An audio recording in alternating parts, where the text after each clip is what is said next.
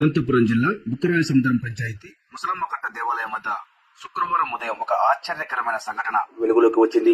కొద్ది రోజుల క్రితం అమ్మవారి హుండీని ఎత్తుకెళ్లిన దుండగులు పశ్చాత్తాపడుతూ తప్పు చేశామని భావించి హుండీలో ఉన్న నగదుతో పాటు ఒక లేఖను కూడా ఆలయ ఆవరణలో వదిలివేసి వెళ్లారు. వివరాల్లోకి వెళితే సరిగ్గా నెల రోజుల క్రితం ముసలమ్మ తల్లి దేవాలయంలో ఏర్పాటు చేసిన 2 హుండీలను కొంతమంది దొంగలు అర్ధరాత్రి వేళ ధ్వంసం చేసి అందులో ఉన్న నగదు మొత్తం పట్టుకెళ్లారు. దీంతో అప్పట్లో ధర్మకర్తల ఫిర్యాదుతో సిఐ పుల్లయ్య కేసు నమోదు చేసి దర్యాప్తు చేస్తా ఉన్నారు. ఇదిలా ఉండగానే శుక్రవారం తెల్లవారుజామున ఆలయ అర్చకులు రాఘవయ్య ఎప్పటిలాగే ఆలయానికి వచ్చాడు. ఆలయం వెనుక ఒక సంచి ఉండడాన్ని గుర్తించి ధర్మకర్తలు సుశీలమ్మ, సూర్యనారాయణ రెడ్డికి సమాచారం అందించారు. వారు వచ్చి చూడగా అందులో నగదు ఉన్నట్టు గుర్తించి బుక్కరాయసముద్రం పోలీసులకు ఫిర్యాదు చేశారు. పోలీసులు ఘటనా స్థలానికి వచ్చి సంచిలో ఏముందో చూడాలని నగదంతా ఒక వస్త్రం పైన గుమ్మరించి చూడగా అందులో ఒక లేఖ కూడా వారికి లభ్యమైంది.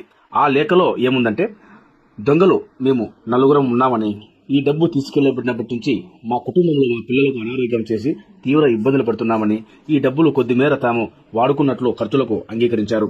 దీంతో పాటు తాము తప్పు చేశామని భావించి ఇదిలాగా ఉంటే మా పిల్లలకి ఏమైనా జరుగుతుందేమో అనే ఆందోళనతో, భయంతో ఈ సంచిని అమ్మవారి డబ్బుని అమ్మవారి ఆలయం మధ్య వదిలి వెళ్తున్నట్లు ఆ లేఖలో పేర్కొన్నారు. లేఖను స్వాధీనం చేసుకున్న పిఎస్ఐ కళ్యాణ్ విచారణ చేపట్టారు.